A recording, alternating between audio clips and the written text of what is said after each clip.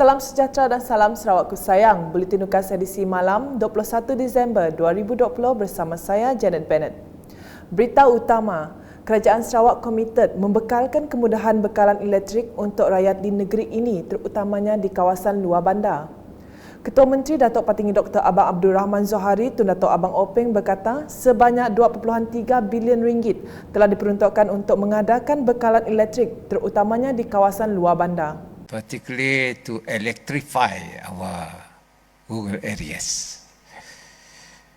I had given a special budget for us to electrify our rural areas, and the budget that I gave was about 2.3 billion ringgit, and it is from our own source, where we want to provide electricity to people in rural areas so that they are able to enjoy this electricity supply, particularly in the Rumah Panjang, in the kampung, as well as in our rural schools.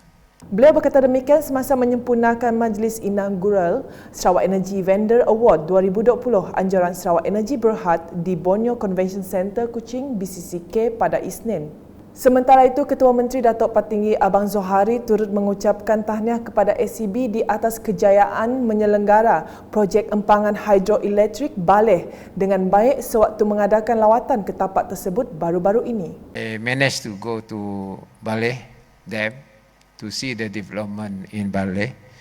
I must congratulate so far is so good. Congratulations to SEB. Dalam majlis yang sama, Ketua Menteri Datuk Patinggi Abang Zohari juga telah menyampaikan anugerah kepada vendor tempatan dan antarabangsa yang telah bekerjasama dengan Sarawak Energy Berhad SEB dalam membekalkan perkhidmatan pada tahun ini. Anugerah tersebut bertujuan mengiktiraf dan menghargai kecemerlangan vendor tempatan dan antarabangsa yang telah memberikan perkhidmatan yang luar biasa dan menyumbangkan kepada kontrak dan operasi perolehan sejajar dengan bidang fokus utama tenaga Sarawak. Antara penerima-penerima anugerah Sarawak Energy Vendor Award 2020 adalah seperti yang tertera.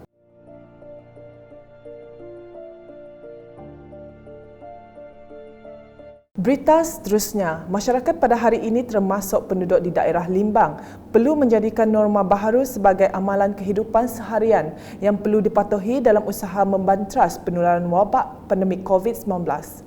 Menurut Timbalan Menteri Pengangkutan Malaysia Hasbi Hasbibullah, norma baharu ini membolehkan setiap perjalanan memerlukan perancangan untuk memastikan garis panduan prosedur operasi standard SOP dipatuhi. Norma baru, cara hidup baru. Artinya kita tu apa-apa mau perjalanan mestilah dirancang awal. Nada yang aku mau jalan Brunei, nada cerita ya lagi. Aku mau pergi Miri tu, pergi pun masuk kita nada lagi. Artinya apa-apa perjalanan kita ke luar melintasi Brunei mestilah dirancang awal. Beliau berkata demikian semasa berucap dalam lawatan kerja dan penyerahan bantuan kerusi roda kepada warga emas serta atap rumah di Rumah Entabang Koling, Kampung Lubuk Pasu pada Jumaat. Terdahulu Hasbi dan Ahli Dewan Undangan Negeri Adun Batu Danau Paulus Palu Gumbang telah melawat projek program transformasi luar bandar RTP pembinaan gelanggang futsal Kampung Lubuk Pasu bersama kontraktor tidak jauh dari kawasan rumah panjang tersebut.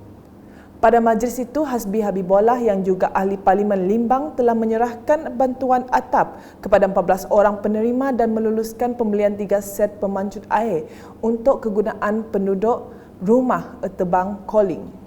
Turut diserahkan bantuan kerusi roda kepada seorang warga emas Akid Liman, 96 tahun yang terlantar dan tidak dapat berjalan. Sebanyak RM200,000 peruntukan daripada unit hal ehwal agama-agama lain, UNIFO, telah disampaikan kepada Gereja St. Martin Lawas pada Jumaat. Menurut Timbalan Ketua Menteri yang juga Ahli Dewan Undangan Negeri Adun Bukit Sari, Datuk Ahmad Awang Tengah Ali Hassan, peruntukan itu akan digunakan untuk membeli barangan keperluan di dalam gereja berkenaan. Gunakanlah peruntukan khas dari UNIFO ini untuk membeli barangan keperluan dalam gereja. Manakala kemudahan keperluan untuk menambah baik dalam dan luar gereja akan diuruskan wakil rakyat. Beliau berkata demikian semasa berucap dalam majlis penyerahan cek peruntukan dari Unifor kepada Gereja St. Martin Lawas pada Jumaat. Sementara itu, Timbalan Menteri 2 Pembangunan Luar Bandar merangkap Ahli Parlimen Lawas, Datuk Henry Sam Agong berterima kasih kepada Kerajaan Sarawak di atas peruntukan yang diberikan kepada Gereja St. Martin. Terima kasih kepada Kerajaan Sarawak di atas inisiatif penumbuhan Unifor yang berperanan membantu menyediakan bantuan dan keperluan kepada agama-agama lain selain agama Islam. Penumbuhan ini sangat dialu-alukan dan sehingga kini telah banyak membantu rumah-rumah ibadat bukan Islam di Sarawak.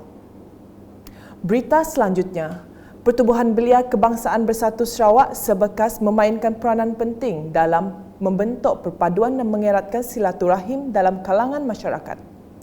Menurut Ahli Dewan Undangan Negeri Adun Daro, Safi'i Ahmad, peranan itu adalah seperti kejayaan unit sebekas Kampung Tebaang. Daro menarik penyertaan ramai dalam penganjuran Karnival Sukan Sebekas Kasus 2020 Cawangan Daro. Beliau yang turut menyertai pertandingan memancing sepenuh karnival itu juga kagum dengan penyertaan lebih kurang 134 orang penduduk tempatan. Kita melihat sambutan yang baik dan ini merupakan satu acara yang diminati ramai dan kita percaya dengan pelaksanaan program ini dengan melibatkan penyertaan yang ramai sudah pasti ianya dapat mengeratkan lagi silaturahim di kalangan para peserta khususnya di kalangan ahli-ahli sebekas kita. Beliau berkata demikian selepas menyempurnakan majlis penyampaian hadiah pertandingan memancing sempena kasus 2020 Serbekas Cawangan Daro di Kampung Tebaang Daro pada Ahad. Pada majlis yang sama, Safi'i turut merasmikan bangunan Pusat Sumber Jawatan Kuasa, Kemajuan dan Keselamatan Kampung JKKK Kampung Tebaang Daro yang baru siap dibaik pulih. Beralih ke laporan COVID-19.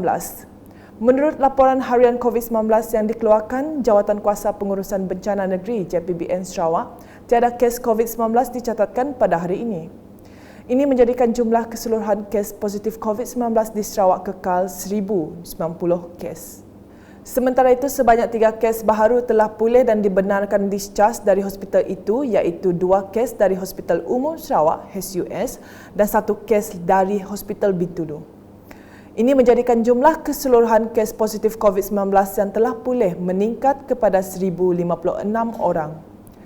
Pada hari ini, daerah Serian telah bertukar status dari kuning kepada hijau setelah tiada kes jangkitan tempatan dilaporkan dalam tempoh 14 hari yang lepas, manakala daerah Sibu dan Kuching kekal berstatus kuning.